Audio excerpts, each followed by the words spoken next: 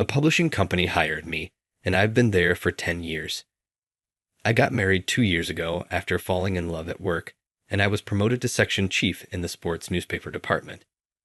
Something unexpected occurred right when I believed everything was going as planned. When I got to work one morning, my boss came up to me grinning smugly. This dude is very annoying. He is constantly pointing out flaws in others and reporting them to our management. Keith rarely performs his regular duties, so it's difficult to know if he's here to work or merely to criticize others. I'm not sure why someone like that is the head of a sector. And he comes up grinning today, as usual. "Hey, Ethan, Keith wants you in the first conference room." I said, "Got it," and made a beeline for the room. I heard Keith's voice approaching as I knocked on the door of the conference room. I opened the door and said, "Pardon me." The first people to look at me were the leaders of the HR and sports departments. "Ethan, do you know anyone at Johnson Publishing?" Keith said. Since I didn't know, I replied, "No, I don't." Then Keith revealed something shocking.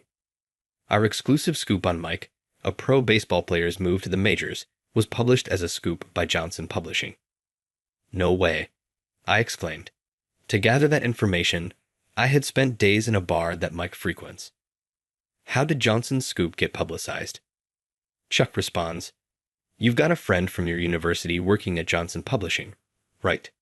Stop it. Am I under suspicion of disclosing information to a Johnson Publishing employee?" Stunned, I inquired. "But I'm not really sure, Keith. I was completely unaware of the Johnson Publishing employee you mentioned. I wouldn't simply give a scoop that I spent months working on to another business." I clarified, but Keith's face stayed grim. Then Jonathan, the HR director, informed me, "We can't rely only on your word because of Chuck's testimony. You've been put to work in a regional branch until this leak is resolved." I was shocked to hear it. A local location without a professional baseball team. The likelihood of them hosting a professional game once a year is quite low. If nothing else, I might be able to write out a high school baseball team that frequently attends the Nationals. However, this is obviously a demotion. So beginning the following week, I was moved to the regional office. Chuck came over to me after the meeting, as he often did. "So, Ethan, you will be in charge of the regional branch's sports department. Congratulations, then." I gave Chuck a scowl. "Why did you make up such a lie?" "It's not a lie. Isn't Todd from Johnson Publishing your university junior?" "It's not incorrect," Chuck smiled. "Todd at Johnson Publishing is not someone I know. Even whether he attends the same university is unknown to me. He is not someone I know at all." I yelled, "Stop spreading rumors." Chuck's smile widened. "I simply presented the facts. I don't care how things turn out." I became aware that I had been set up at that point. He put the leak on me after purposefully implying to Keith that Todd and I attended the same university, implying some sort of link. Even though this is absurd, anger won't alter the truth. They're moving me. I told Michelle, my wife, about it when I got home. She was taken aback. "What, starting next week, the countryside? Isn't that a bit abrupt?" "Yes, I apologize. After a few years, I believe I'll be able to return to the headquarters, although it might be difficult for some time as long as Chuck is working in the sports department." Michelle sat there contemplating, and then she made an astounding statement. "Let's get a divorce." "What? What do you mean, get a divorce?" Then Michelle, with a cold expression I'd never seen before, said, "Because I just can't stand the idea of living in the countryside. Leaving New York is out of the question." "So you want me to move alone?" I asked, confused. Her reply was even more astonishing. "Move alone? No, I mean divorce." "Divorce?" I repeated, shocked. "A demotion with no guarantee of return to headquarters means your career is over, right? There's no point in staying with someone who's got no future." Everything went dark in front of me. Is divorce really considered this easily, just for falling off the career track? I married you thinking you were promising and secure since you became a section chief in your 20s. But being banished to a country branch? Unbelievable. That made it clear. Michelle didn't love me for who I was. She married the title of a young section chief at a major publishing company, likely on the fast track to success. After hearing Michelle's cold words, my feelings cooled off fast. I didn't feel like trying to make her stay or convincing her otherwise. We really did become strangers again, just like that, with a single piece of paper. After that, I packed up my things within a week and moved on. The evening I moved my stuff into my new apartment, I decided to head to the supermarket, a 10-minute walk away, to grab some dinner from the prepared food section. I picked up some pizza for dinner and some pastry for breakfast the next morning. When I left the supermarket, it started to drizzle. The rain quickly turned into a downpour that felt like a squall. By the time I got to my new apartment, my hair and shoulders were pretty wet. As I hurried inside, I noticed someone in the alley next to the building. Someone was crouching down. I approached and saw a drenched woman sitting there. She might be ill. I hardly asked her, "Hey, are you okay? Are you feeling sick?" The woman slowly lifted her face. She was pale, her eyes vacant. This is bad, I thought.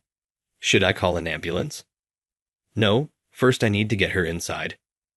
Hey, I live on the 3rd floor of this building. There's a laundromat on the 1st floor. Want to dry off your wet clothes? You'll catch a cold like that, I offered. I'm not a weirdo or anything. Here's my business card. She took the card, looked at it, glanced up at my face with a start, then nodded emotionlessly. At the entrance, I handed her a towel, some sweatpants, and a hoodie and showed her to the bathroom. Take your time changing. Feel free to use the shower, I said, closing the bathroom door. After a while, the woman came out. Thank you. I'm sorry, she said, bowing her head. No, are you feeling all right now? Yes, I'm sorry to worry you. It was just a little fainting spell from anemia, she replied. I made some coffee and we chatted as we drank. I introduced myself, mentioned I just moved in that morning, and that I'd be starting work at the publishing company the next day. To my surprise, she said she worked at the same company. My name's Samantha. I guess I'll be working under you, Ethan. I'm in charge of accounting. Wow, really? I'm surprised we're at the same company. It's nice to meet you. I just moved in, so I don't really know anything yet. After that, she shared more about the company, and we made small talk. She seemed to relax knowing we worked at the same place, and she opened up quite a bit. So, I decided to ask something that had been on my mind. You don't have to answer if you don't want to, but why were you in that alley? Yes, I've actually been dealing with a stalker, Samantha explained. She had been harassed by a stalker for several months.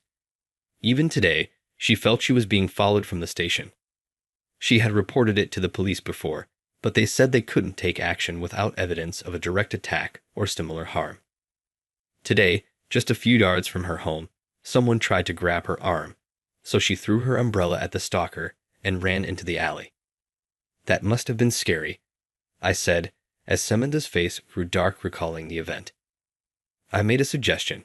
If it's okay with you, would you like to walk home together starting tomorrow?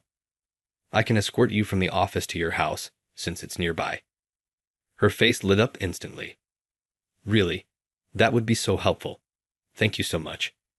Samantha thanked me repeatedly, looking relieved. The next morning, I went to the branch office bright and early. The floor housed the sports, economy, society, entertainment sections, and also the general affairs and accounting departments. The branch had a completely different atmosphere from the headquarters. Every employee worked efficiently, cooperating to avoid overtime as much as possible. It seemed like this is how companies should be. When I peeked into the accounting department, I saw her face. Just after the end of the day, I approached Samantha, and we left together. That evening, we had dinner at a restaurant she recommended, since she was a local. From then on, we ate dinner together every night. I feel kind of bad making you walk me home every day while enjoying delicious seafood at a place she suggested, Samantha said apologetically. It's fine. I'm grateful for the good company and great food in a town I'm still getting used to, I replied. She smiled warmly at my response. We spent every evening together, sharing stories about our lives. She had divorced a few months ago after her husband had an affair. Soon after becoming single, she started seeing the same guy at her local convenience store. Eventually, he began following her and harassing her. She was genuinely scared when we met and was thankful to have someone to walk home with. On our days off, we started going out for meals together, and she showed me around to the stores with the best deals and the tastiest deli food. Gradually, I began to develop feelings for this incredibly kind woman. This went on for about a week. One day, after work, as usual, I walked Samantha to her apartment building. As she entered the entrance and I was about to leave, I heard a woman scream. Cut it. Be the stalker, I thought. He had given up following her. I rushed back at full speed and burst into the entrance of her apartment building. There, in front of me, was Samantha being embraced by a man in a black hoodie. Hey, what do you think you're doing? Get away from her. I shouted as I twisted the man's wrist, causing him to kneel and fall. I put both of the man's arms in a tight chokehold and said to Samantha, "Call 911." I shouted, "If you come near her again, I won't go easy on you." I grabbed the man by the scruff of his neck and threatened him. Minutes later, the police arrived and arrested the man, who was found to have a stun gun and a box cutter in his pockets. "Thank you so much." I comforted the trembling, crying Samantha, assuring her, "It's all going to be okay." Now the stalker would probably be locked up for a while, but Samantha seemed deeply affected. "I'm scared to enter my apartment alone from tomorrow," she started crying as she spoke through her trembles. I reached out to the real estate agent for my apartment building. They mentioned there were 2 vacancies in my apartment now. "Samantha, it's a bit cheaper compared to here, but there are empty apartments in my building. How about moving in?" I suggested. "So does that mean I'd be coming home to the same place as you, Ethan?" She looked me straight in the eyes as she said it. "If you're in the same building, I can make sure you get home safely every day." Her face brightened with a smile as she said, "Please introduce me to the real estate agent." That weekend, the whole office helped with Samantha's move. The newspapers had run a story titled "Hero from New York Thwarts Stalker," so that became the talk of the day. During the move, it was good to see my martial arts training from my student days come in handy. Since moving into the same building, Samantha started bringing over stew she had made in excess, saying she'd made too much. I've got this subtle feeling that a romantic sentiment is starting to sprout between Samantha and me. Neither of us has said anything about it yet, but I really enjoy the time I spend with Samantha now. Being demoted and then divorced before coming here, I was honestly just shocked. But now, I think it was all part of the right course of events. Word on the street is that my ex-wife has been making advances on Chuck. When Chuck's wife found out, it caused a scandal, leaving Chuck out of the company and my ex-wife in a mess with the lawsuit. Hearing that, I couldn't help but think, well, karma's a thing. I'm about to make a fresh start here, and I'm determined to never let Samantha go through such fear again. I want to protect her. Smile.